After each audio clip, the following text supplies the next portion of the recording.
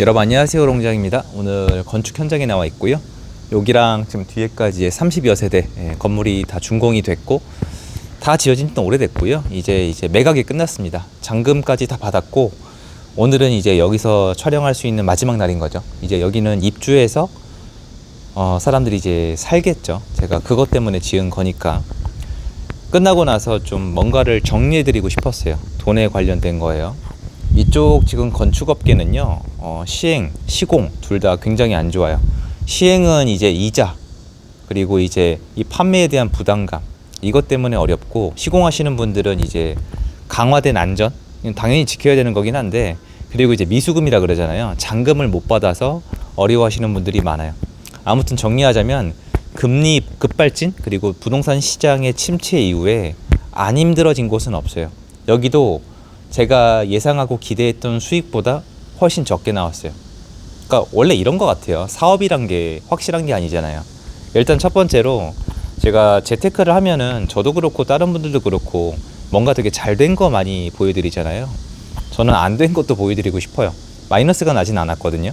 그리고 일반인이 보시기에는 야, 이 정도면 너 진짜 많이 번 거 아니냐라고 하시겠지만 제가 계획했던 게 있고 제가 감당했던 리스크가 있단 말이에요. 그거에 비해서는 참 많이 아쉽죠. 하지만 또 제가 하는 여러 가지 사업들 중에서 더 어려운 걸 생각을 하면 이만하면 다행이다 라고 생각을 합니다. 오늘 정리해드릴 내용이 사실은 여러분이 원하는 인생을 만들어가는데 키포인트 중에 하나예요. 저는 그러면 물론 지금은 원활하게 못하지만 제가 그때 주유소 기억나세요? 주유소 털어내고 지금 철거 끝나고 이제 인허가 받고 이제 지어 올릴 건데 다음 현장이 또 있단 말이에요. 그러니까 이런 분도 계세요, 여러분. 이런 분. 예를 들어서 그러니까 자기 현장이 아닌데 얘기하시는 분이 계신데 전부 다 제 현장이에요. 그럼 생각해 보시면 전 이미 예전에 이거 전에 완공 끝났던 건물 있잖아요. 그거. 이거보다 조금 더 컸죠. 그 건물은 기대했던 것보다 수익이 좋았어요. 이거는 기대했던 것보다 수익이 안 좋았어요. 그리고 주유소 그 건물은 어떻게 될지 몰라요, 지금. 되게 약간 걱정도 되고 진행할 수밖에 없는데 이게 보시면은 건축 경기가 무조건 좋은 게 아니란 말이에요. 안 좋을 때도 있단 말이에요. 힘들 때도 있고 이것 때문에 잠 못 자고 그리고 전 주변에 시행하시는 분 중에 극단적인 선택을 하신 분도 계세요. 이 정도로 리스크가 크고 부담감이 커요. 근데 저는 왜 계속 하려고 그럴까요? 그러니까 이게 진짜 포인트인 것 같아요. 저는 왜 계속 하려고 그럴까요? 이게 주식이랑 아파트랑 이 시행이랑 저는 공통점이 있다고 생각을 해요. 그리고 이건 제가 오랜 기간 투자하면서 깨우친 거예요. 근데 인간 본능 때문에 잘 안 돼요. 한번 설명을 해볼게요. 부동산은 내가 아무리 용을 써도 물론 제 능력 부족도 있겠지만 제가 아무리 애를 써도 플러스가 있고 마이너스가 있어요. 플러스를 기대하니까 하는 게 맞습니다. 마이너스가 나곤 해요. 못 버티면 아웃이에요. 파산하는 거예요. 그거는 당연한 거예요. 투자나 사업하는 사람이 잘못되면 망하는 건 맞는데 여러분이 보시기에 역사적 평균을 놓고 봤을 때 전체 통계를 보면은 플러스보다 마이너스가 크다. 그러면 이거 안 할 거예요, 사람들이. 이거예요. 아파트도 내려갈 때가 있고 올라갈 때가 있는데 올라가는 폭이 더 커요. 시행도 하다 보면은 이게 제가 지금 안 좋을 때 하잖아요. 얘는 안 좋을 때 끝난 거고요. 그거는 안 좋을 때 시작하는 거예요. 이제 중요한 거는 이제 다 지어진 다음인데 그때가 좋아지지 말란 법도 없어요.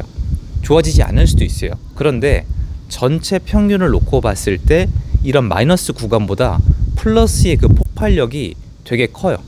부동산이 그래요. 이게 똑같은 것 같아요. 시나리오가 이래요.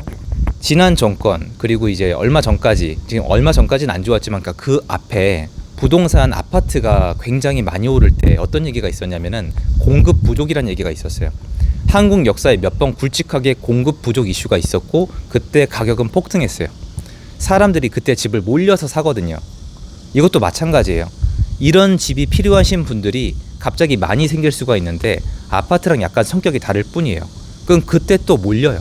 그러니까 차이는 있는데 이런 건물을 짓는데 시간이 걸려요. 공급 부족이 나타났을 때 이제 이 공급을 해주는데 시간이 다른데 아파트는 더 오래 걸리고 이건 덜 걸리는데 이것도 꽤 시간이 걸리잖아요.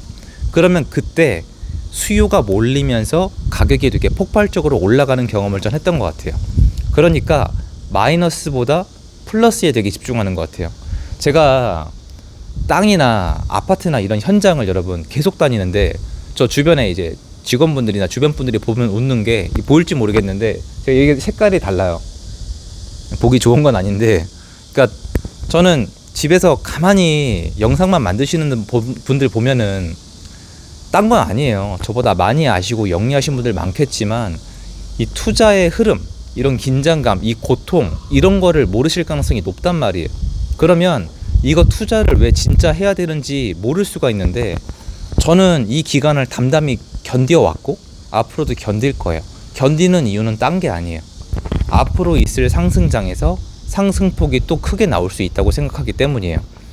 여러분, 제가 옛날에 주식할 때 주식책을 많이 읽었는데 여기 피터 린치나 워렌 버핏이나 하는 얘기가 똑같아요. 좋은 기업을 골라 놓으면 하락할 때도 신경 쓸 필요가 없는 게, 그 하락폭보다 이 기업이 이제 가치가 들어올 때, 사람들의 수요가 들어올 때 상승폭이 훨씬 크다는 거예요. 전 이것도 같다고 생각을 해요. 그러니까 아파트 투자도, 빌라 투자도, 상가, 시행, 통건물 이런 것도 저는 계속 할 거예요. 조율할 뿐이에요. 리스크를 관리하고 양을 조율하고. 아파트 같은 경우에는 제가 이제 하도 많이 말씀을 드려서 다 아시는데, 여러분이 아파트가 만약에 다주택자다, 되게 많다, 그러면 요새 좀 회복하니까 조급해 하시는데 이런 얘기를 많이 해드렸어요. 그러지 말고 지금 보유에 대한 리스크를 잘 체크한 다음에 24년도까지는 가져간다는 마음을 가지고 좀 정리를 해라. 판 다음에 더 올라가도 어쩔 수 없다. 이런 것들이에요. 상승기 때 상승을 누리려면은 잘 보유를 해야 돼요. 이런 건물 짓는 거 있잖아요. 이걸 잘하고 싶으면은 땅을 가지고 있든가 아니면 계속 시행을 해야 돼요. 물론 지금 시행할 시기는 진짜 아닌 것 같아요. 너무 힘들어요. 너무 위험하고, 심지어 뭐 금매가 가끔 나온다 하더라도 여러분한테 하라는 얘기 절대 못해요. 하시지도 않을 거고요. 상가도 마찬가지예요. 그럼에도 불구하고 저는 계속해요. 그래서 저는 현장에서 이런 거 보여드리는 게 좋거든요. 그래서 저는 이 다음 현장도 이제 올리면서 보여드릴 거고, 만에 하나 지금 보러 다니다가 여기 지금 인근에 저쪽에 지금 당장 하나 건축 현장이 또 있어요. 그럼 저분도 하는 이유가 있을 거란 말이에요. 앞으로 이것도 하면서 보여드리고 싶어요.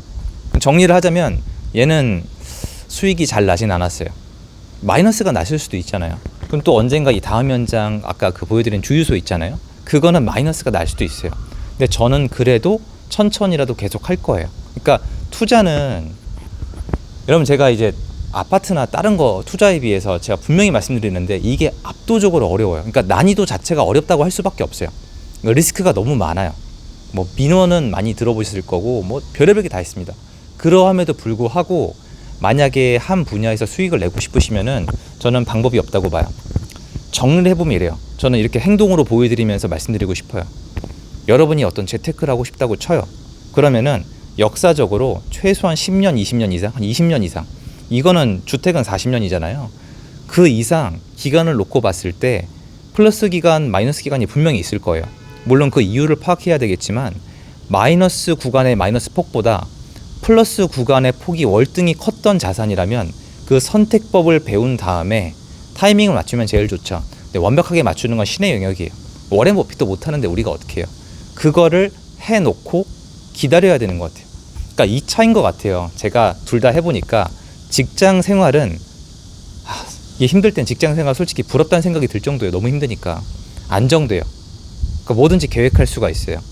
너무 좋은 거, 직장 생활은 절대 나쁜 게 아니야. 진짜 좋은 거예요. 그런데 이런 기다림에 결과물이 정해져 있고 이런 기다림에 어떤 폭발적인 성장이 들어가 있지 않아요.